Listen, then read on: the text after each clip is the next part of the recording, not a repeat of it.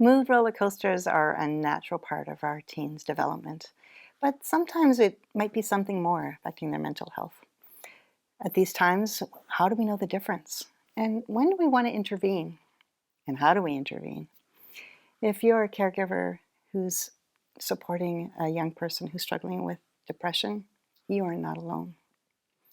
My name is Victoria Keddis. I'm a mom. I'm a manager facilitator here with FamilySmart, and today I get to be your host of this important conversation. I acknowledge that I am on the unceded traditional territories of the Katsi, Stolo, Coquitlam, Semiahmoo, Kwantlen nations. I'm so grateful for their hospitality and having us here as we have this conversation today. As we think about this, I want to acknowledge that today we're just having a beginning conversation. Teen depression is a huge topic, and there's so much to cover. So as we go through some of the basics, know that our guest will be sharing some resources with you so you can delve a little deeper on your own. And without further ado, I'd like to introduce my guest. The lovely Karen Peters is joining us, and I'm going to let her introduce herself. Oh, thank you. It's good to be here. I'm Karen Peters, and I'm a registered clinical counselor. I primarily support kids, youth, and families. I do a lot of parent counseling as well, primarily through private practice at this point, but I've been in one way or another doing this work for about just over 25 years now. And I also have a lot of online resources, so I try and reach people that way as well. And then working on collaborations like this with agencies who are in a great position to support families around their mental health. So yeah, I'm also a mom. So I'm a mom of two girls, now 12 and 15. And it's always nice to reflect on that when I'm asked that question. I'm like, oh, yeah, they're 12 and Yeah, 15. 12 and So 15. I'm momming.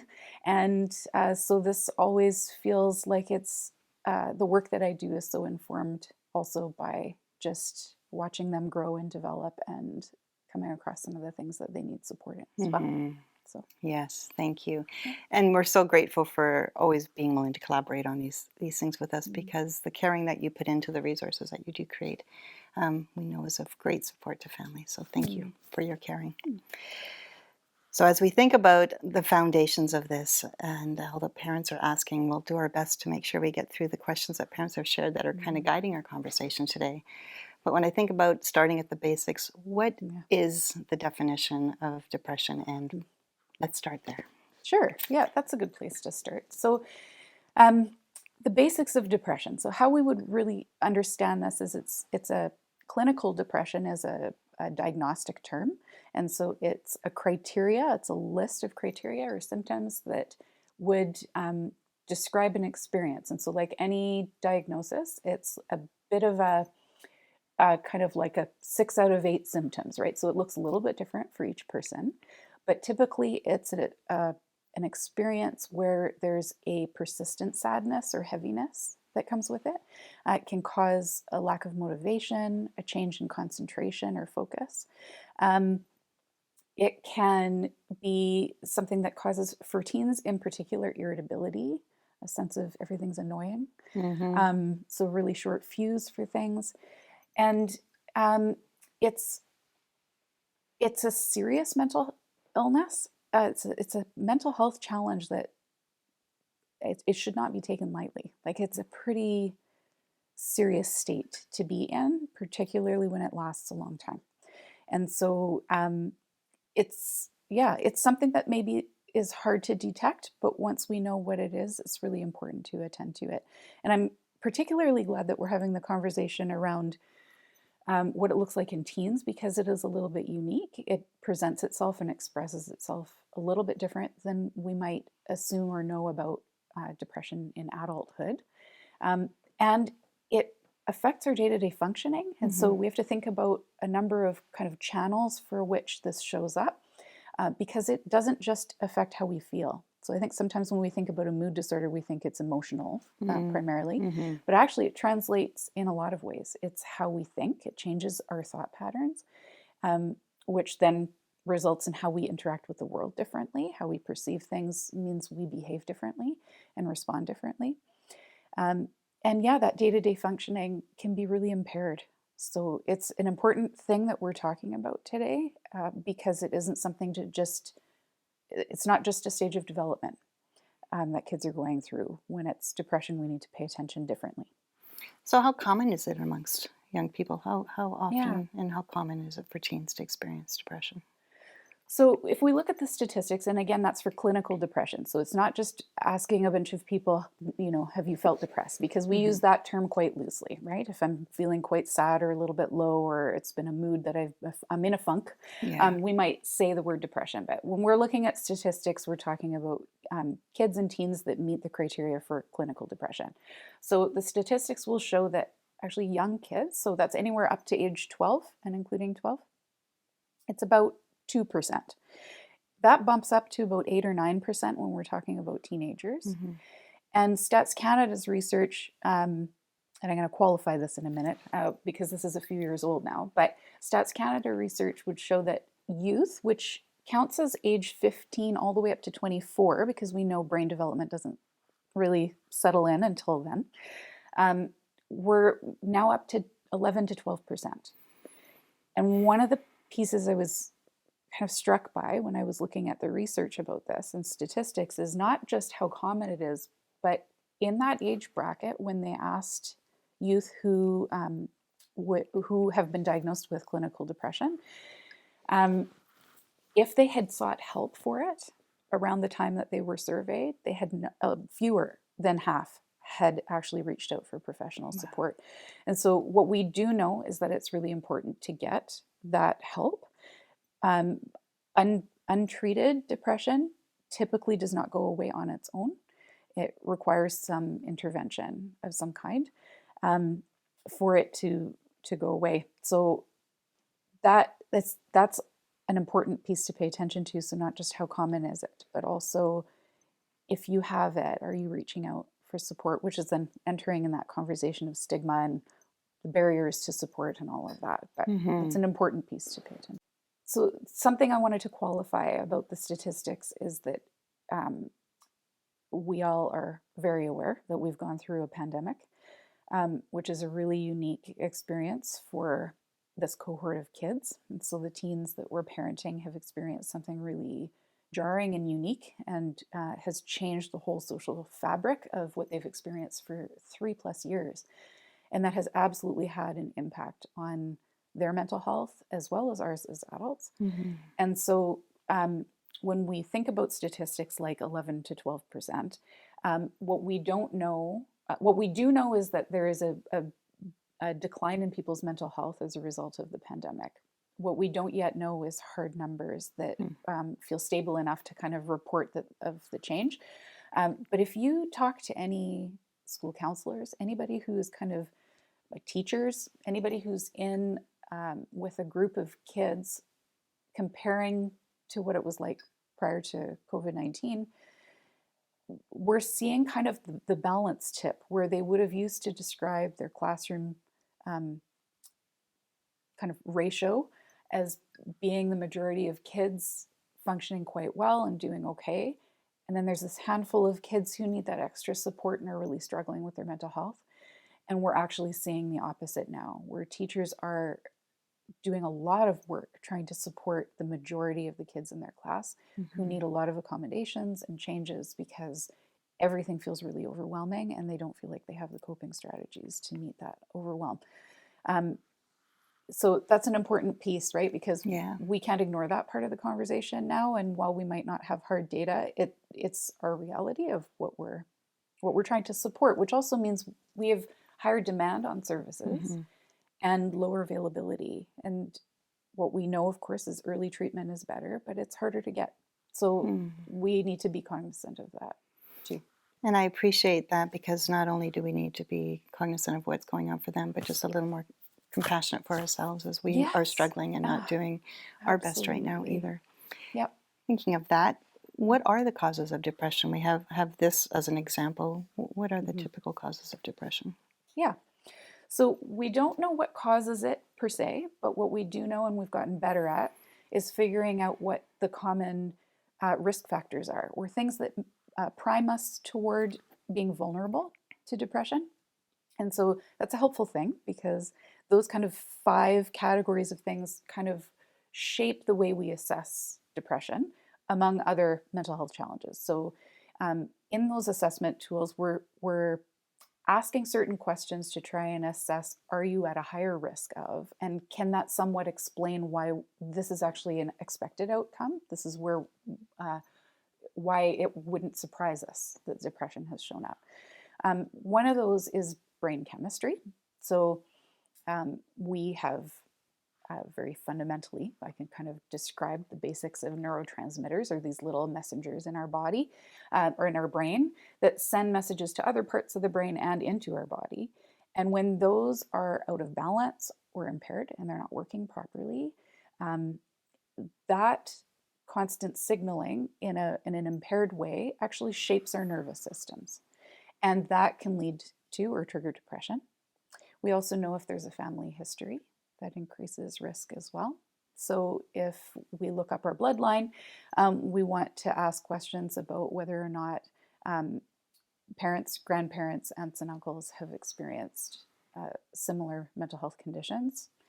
I will say, though, the trick of that is that previous generations didn't really operate from using a lot of labels, right, and didn't have a lot of clinical access. And so that may never have been actually named.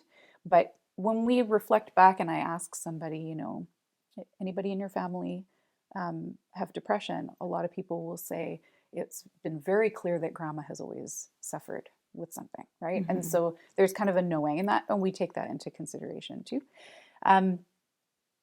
So brain chemistry, family history, previous experiences. So if kids have gone through really difficult, challenging, or surprising loss or trauma, if they've witnessed violence or have experienced violence in some way, that's a key factor that we assess for as well. It's also something else that's an internal experience is so we have the neurochemical piece, but we also have hormones, which, you know, as soon as we say that, we go, right, and we're talking about teens here. So that's why it can be somewhat tricky to tease apart whether or not this is hormonal change that is within kind of a regulated development experience, or if this has actually thrown something off for them. And when hormones are significantly out of balance or a change happens really quickly, that can actually trigger depression as well. And lastly, there's something that we know typically happens. This is a little bit chicken and eggy, but what happens with depression is we get a little bit caught in a negative thought pattern loop. And kids who are more prone to being kind of pessimistic or feeling incapable or feeling vulnerable or almost helpless in most situations are more primed to develop depression as well. Are there other things that we can be mindful of that people may experience that make them a little more vulnerable to depression, aside from those 5 things that you've mentioned? Yeah, there's a whole host of kind of secondary things that we kind of keep in mind in the background about, is this also happening for you? Because that makes you more vulnerable. So one of those things would be a co-occurring mental health condition. So if you also already struggle with something significantly impairing, so something like an eating disorder, or you're struggling with anxiety, and I'm not talking about worry, I'm talking about physiologically crippling anxiety. Those are common. And so if substance misuse is also part of that, so that can trigger depression as well. It's playing with how our body responds to what we're putting in it, right? And so when we think about teens who are often in that land of experimentation or trying to figure it out or have pressure to, we're encountering, and so are they, the first time their body's responding to something. And because it's kind of unique each time, we don't really know how it's going to impact them. But it's something we need to pay attention to. Other factors that are common for teens that we also need to keep in mind is the social fabric that they're in. So it comes with a couple of things. One is higher academic pressure in the school system, an expectation that they should be able to do things on their own, and that growth rate we kind of have high expectations for, that all of a sudden should be really organized and efficient and on it and motivated and all of that. And peer pressure. So the social piece, and, you know, something we've chatted about before is the impact of social media. That wasn't something in our generation that we had to be concerned about. It's something that we are parenting kids through that we didn't have to go through. And it absolutely leaves them more vulnerable to a host of things that they are not built yet to manage. And so it's another piece of where bullying can happen, and can be masked easier, where it's a more private avenue that parents can't always keep a pulse on. And so there's some vulnerability about how long something's been going on for before we find out, and how much harm has been done. And so those are some things that we also watch for. Great. Thank you. That's an incredible amount of information for us to consider as we think about this. My son, he struggled with depression for many years, and when I asked him what I could share, what he would want families to know as we had this conversation, he says, what I would have wished you'd have known and understood, and what I want to share with others is that just because it doesn't look like depression doesn't mean I'm not depressed.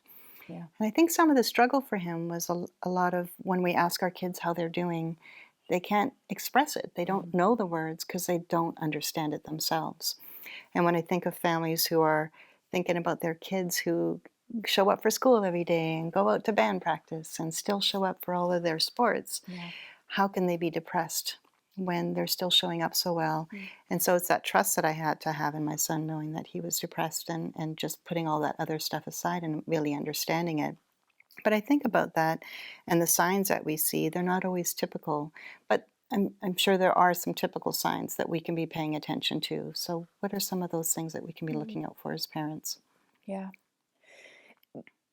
You know, before we even talk about what the things are to watch, I want to highlight why it's so important to acknowledge that parents are in that prime position. They have so much data that nobody else has on their kids.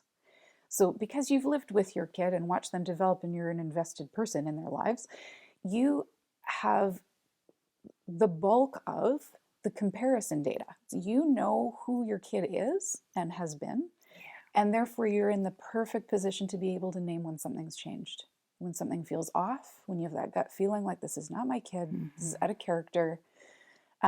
They're struggling in areas they used to not struggle in. There's a heaviness where there wasn't a heaviness. There's a loss of kind of that aliveness that used to be there. They're working way harder than they ever had to be able to feel a certain way or have a certain experience, or to engage in things that they used to love to do. So when there's that loss, and this is typical for depression, is there's this loss of interest and a loss of engagement. I don't get out of the things the same value that I used to get out of it before. And this is not a kid changing their mind, I don't like basketball anymore, right? So we that's normal. We learn about ourselves and then we shift interests. But when there's this drop in caring, I don't care anymore, I don't have it in me, I can't show up, I want to drop out, I can't do these things. That is a feeling that you as a parent can take a pulse of, right? You see the kid walking through the door and the look on their face and the energy and how they want to just flop into bed and disappear. That is a different tone than, okay, it was a hard day, right? So for parents to realize how important they are, what role they play in being able to detect this, and how they should trust their gut when they feel like something's not right. And it's not just watching for change, but it's how it's impacting their day-to-day functioning. So what kind of life is it stealing them from, right? Is it taking away from them? And for how long and how severe? So how much distress are they in about this? How much is it bothering them? How persistent is it? Is it sticking around too long?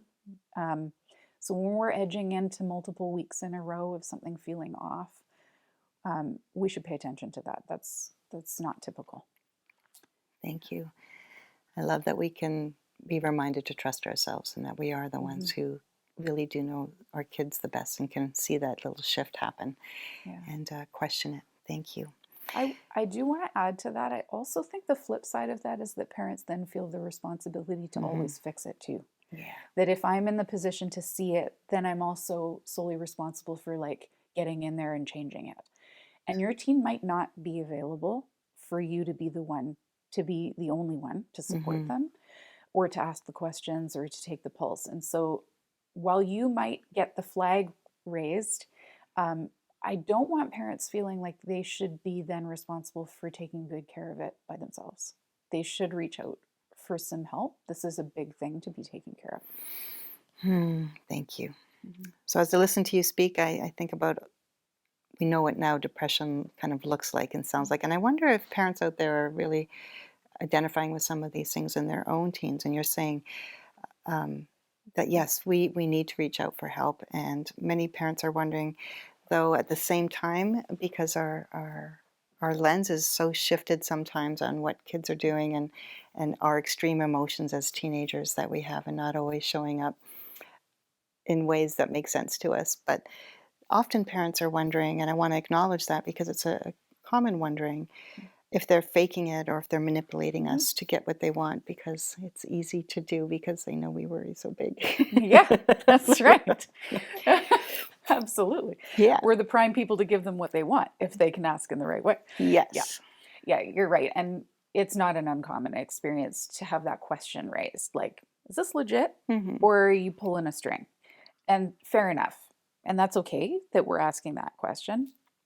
Um, a couple of things about that. I mean, one, I think when the world just starts to feel too much or overwhelming for a teen and they start to feel the need to manipulate or to get a certain change to happen, and so they're being tricky about it, um, that just might signal that they're unsure how to ask for what they need. And so it's okay to still pay attention to that. Like it's okay to go in and ask, okay, I'm noticing this is going on. Hmm. What's actually happening for you? Can you describe it better for me? Because I'm having a hard time knowing what you need. Being kind of upfront and direct about that, and not in a blaming way or an accusatory way, but in a curious way, can Hmm. actually help you gain information to find out whether or not you need to dive deeper into, is this a real worry or is this kind of, we're going through a hard time and you're having a hard time coping. But even then, kids need support and more than they're willing to ask for at this age. Hmm. Looks a little embarrassing if we're asking mom and dad for help sometimes. So um, don't be afraid to kind of go in there for them and with them, um, to tease that apart. But with depression, when it comes to legit depression, what I want to say is it looks like it can still look like this. Hmm. So what I want to validate for parents is it's not like you're seeing things. Like this is true. This is how it's happening. Um, but it's, we need to kind of suspend our assumption that it's manipulation. Yeah. So I think what I would want to highlight there is inherent in depression is a different experience of their reality, of their world. And Hmm. so it is veiled, it is heavy, it is darker, it is negative, it's absolute statements like nothing's going to work out for me. I'm stuck. This is never going to change. It's a very gloom and doom kind of experience. Hmm. That is real for them. That's not just them not paying attention to the opportunities, which I think our go-to tends to be, let me just point out all the good things in your life. Look at all the opportunities you have. Just go hang out with your friends more. And we want to go into that territory. But if you ever imagine in any experience, depression or not, you feel very real in that space and somebody invalidates that or minimizes that, you lose connection, you don't gain it. You lose access to the information about what's actually happening in their world rather than gaining access. And so, inviting parents to not make assumptions that Hmm. that's what's going on, that if you are depressed, it is a very real thing that you cannot always get out of bed, that you cannot always go to school, that you cannot always get your stuff done, that you can't concentrate the same way, that you don't feel a sense of success when you've checked something off a list or been able to complete it. That lack of dopamine, that lack of serotonin, that lack of chemical response that most of us will get when things are balanced and going well, when kids are not getting that, there's nothing propelling them to feel like they want to engage it. And that's real. Mm-hmm. And it's hard. And it kind of feels like if I were to ask you to go walk a mile, you might like say, oh, that doesn't seem like that big of a deal. It's not that far to go. But if I weigh you down with backpacks of rocks and heavy boots, it's a hard mile. The distance is the same. It just makes everything exhausting. You have to work that much harder to get anything done, to feel any satisfaction, and to feel like you want to show up to anything. So if you can kind of picture yourself in those shoes, like there's nothing telling you it is worthwhile to get out of bed, then what is it that's getting you out of bed, right? We all have kind of things that propel us to do those things. And when that doesn't show up within us, it makes everything feel just super hard. Mm-hmm. And so when you're seeing that happen and it looks like that's not that big of a deal, like just work harder, that's because you're coming from a place that makes sense to you. But that's probably not where your kid is at. And I think that's one of the things that's really hard for families is they just don't understand that when their kids say they can't do something, it's because they really physically cannot do do something. it. Yeah. And I remember being that parent that would point out all the good things that were going on for my son and how much harder it could be. So such a valuable thing for families to know that there's all of this physiological stuff going on that's stopping them from being able to do the things we want them to do, and all the sunshine and roses isn't going to make that any easier for them.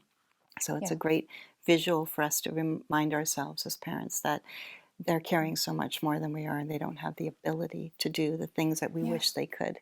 So when do parents now need to reach out for help? When is it no longer something we need to carry on our own, that we need to reach out and get that help from them? And how do we seek that? Yeah. So go with your gut for one, kind of like check mark number one, check your gut, right? Yeah. Am I worried? Why am I worried? And for how long have I been worried? Is what I've offered not helpful?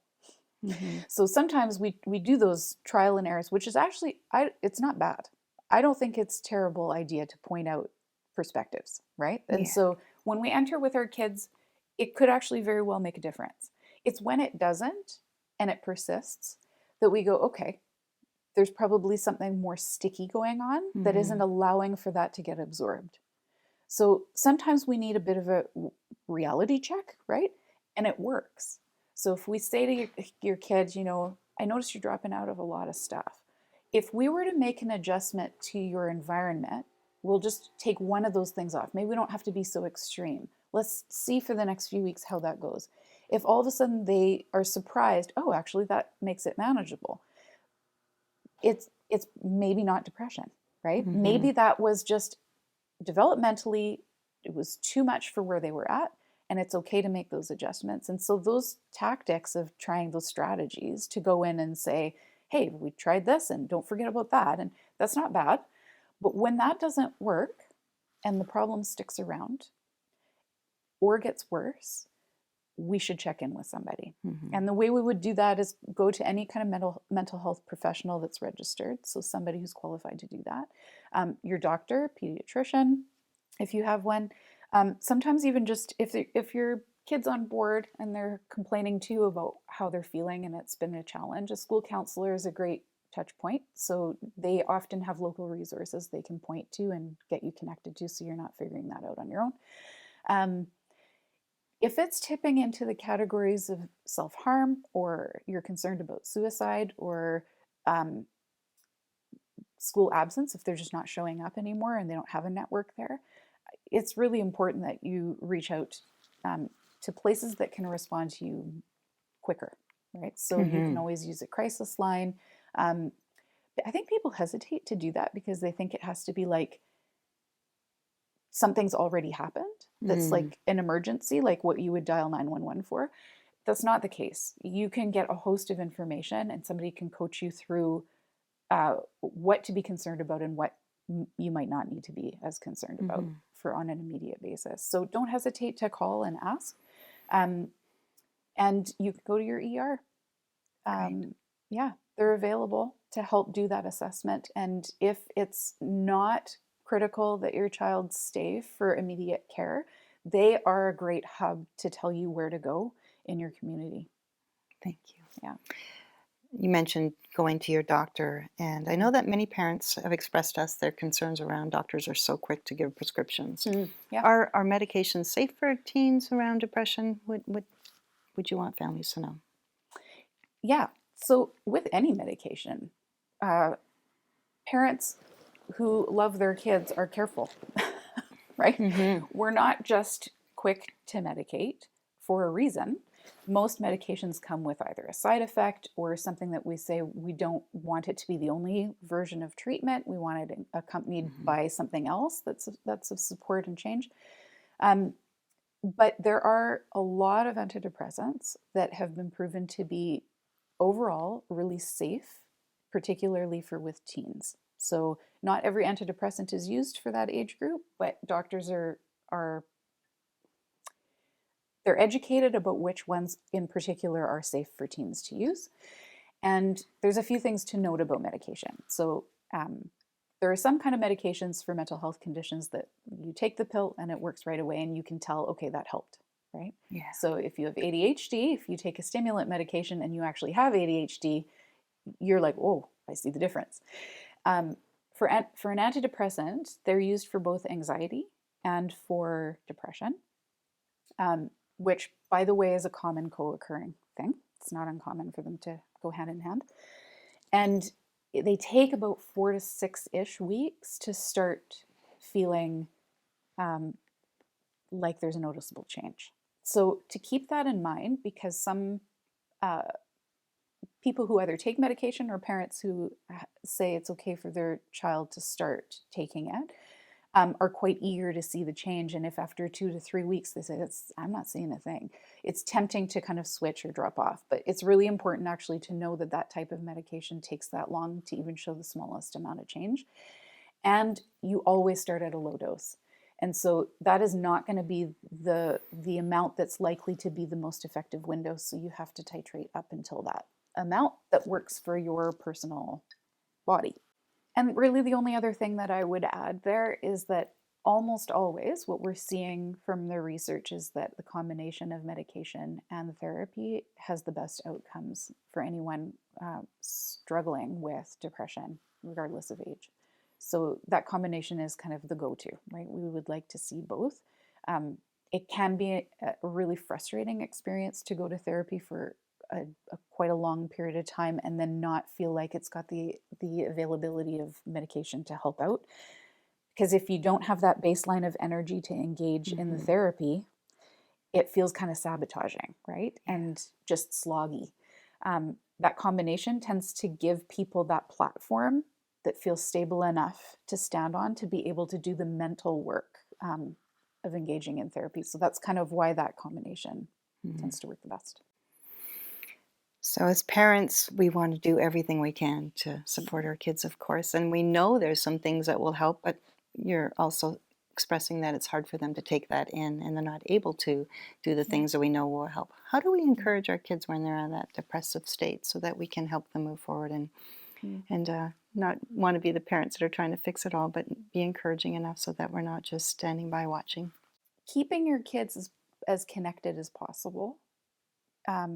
So these are more big picture things, right? So keeping open conversations so that you have access to how they're doing on a more regular basis. This really means kind of like practicing normalizing the conversation so that checking in doesn't feel so weird, where all of a sudden now I'm like concerned. And so trying to develop a bit of a system for checking in that makes it not feel odd when you do. Paying attention to subtle things. So if you are seeing changes, not just in mood, but physical changes. So are you noticing that they are not eating anymore in a normal way? Has their appetite decreased or increased dramatically? Has there been a change in their sleep pattern? Again, we're talking about teens. So yes, they might be all of a sudden sleeping in, but is this a change for them? So Mm-hmm. is there something that feels really off in terms of how much sleep is required? Are they oversleeping? Are they not getting enough rest? Are they distracted at night? Are they having a really hard time because they're overthinking? Um, Reducing stress. So looking at ways to not just change and accommodate, but manage what's in their lives better. Mm-hmm. So how do you partner with them to kind of help facilitate what's going to help you manage that well? How are you going to stay feeling good about this, right? So it's a little bit of that early intervention, kind of noticing, oh, I see this becoming more of a struggle, and then having conversations about nipping that in the bud, right? How do we keep this positive for you? Mm-hmm. And what is it that you're going to need for this to feel good? So typically my kind of go-to recommendations for parents are things like stay in an observing role. So watch carefully, take in the data, watch from over the course of, if something's flagging for you, pay attention more closely for the coming weeks and see what's different. A huge one is adjusting your expectations. So being willing to kind of not double down on what you want to make happen. So if you see them not following through on things, or sleeping in, or saying, I don't want to do this anymore, or quitting things, instead of kind of attaching without investigating with them what's going on for them, if you get super attached to, I'm just going to motivate them more and I'm just going to make this happen and I'm just going to shove them out the door. If we can just get one more day, that is not sustainable. And while it's highly tempting to do that, you become an over-functioning person and they don't end up getting the help that they actually need to make a shift within themselves. And so if you catch yourself doing that, just ask yourself, is there something that I can lower my anxiety around and just let drop? Mm-hmm. Can I let this go because it's just not that important right now? And that this isn't forever. If I say that it's okay for now, that's not that I'm saying this is going to be the state forever. You're not going to miss 3 years of school. Mm-hmm. And so sometimes I think we get really anxious about that. Like if I say it's okay today, it's a slippery slope. Mm-hmm. But if we're clear about why we're saying it's okay right now, because I see that this is unique, this is different, and there's a concern. And until we really get a handle on what's happening, this is okay. I'm going to let this be, and I'm just going to shape my relationship around this differently. That's really helpful for kids to do. So adjusting expectations, normalizing the idea of getting help, because I think one of the biggest barriers to that early intervention is that either we or our kids have this notion that it's weak to get help. And we want to flip that assumption on its head, but that takes you modeling it. So to say openly, I wonder if something's happening around your mental health, that right away says, oh, we can have a conversation about this. You're not minimizing that. You're not poo-pooing that. You're not saying, well, that's not a real thing. If we can acknowledge that, it opens up all sorts of doors for our kids to be able to go, oh, my parents would take this seriously if I were to share it with them, and I don't have to be embarrassed about it. And that means you can hold one another's hand as you walk into doctors' offices and ask for help and say, I wonder what it would be like to chat with your school counselor about this and just see what they have to say about it. That just lowers the barrier, right? And so that's an important one too. Thank you. I like how we can do some things and model some things that will help make it easier for them. Mm-hmm. What about our kids that don't want help? Yeah. So, I think when we get to that place, we start to think there's nothing more we can do. And actually, that's not true. This is an open door. Get help yourself. To support, if you're in proximity with a depressed teen and you're invested and you care, a lot is coming at you. It's hard not to take that personal. It's that irritability and that annoyance and that shortness and that snappiness and watching your kids struggle is a painful experience, and you might feel helpless. So if you're at the place where your kid's not engaging with you about this, it adds to that anxiety that I can't do anything. And that's not true. Um, you getting support can not only validate your experience, but you've got another brain in the room to kind of tether to and regulate and decide together what could next steps be. How do I kind of massage that conversation with my Mm-hmm. kid? How do I pace myself? What are the things that I might be feeling a ton of anxiety about that I need to resolve that so that I can be more available to them? It is a very effective step to be good to yourself so that you can be your best for your teen while they're struggling through something hard. So it's not a brick wall when your kid is refusing. Don't think that they'll have to stay there. They probably won't. But for now, if that's how it feels, please don't hesitate to talk to somebody yourself. Thank you. Yeah. As I think about all the different pieces that we can do as parents and how we can get curious about how we can check in with them without always being about their mental health, because I know that was a big challenge for my son. He didn't want to talk about his mental health. One, he Yeah. didn't know how to. Right. But just finding those creative ways. I know for him, we used to have an agreement that he'd put a number on the mirror so that I could check in and see what the number was, and we'd have a agreement about what those numbers meant. If it was a Yeah. 1, what do I do? If it was a 2, what do I do? Oh, So it was awesome. a way that I could still say, how you doing? Without Yeah. asking and having the conversation. Yeah. So our creativity as parents is, I think, paramount when it comes to all of this, and the gentleness and kindness we have with ourselves as we Yes. embark on being able to support our kids when it's not easy. So, Mm-hmm. any final thoughts that you would want to share with families as we wrap up our conversation today? Mm. I love what you shared there. So I'll just piggyback on that and say that is also why when we feel isolated and helpless, that creative part that we want to show up in us gets stifled and kind of muffled.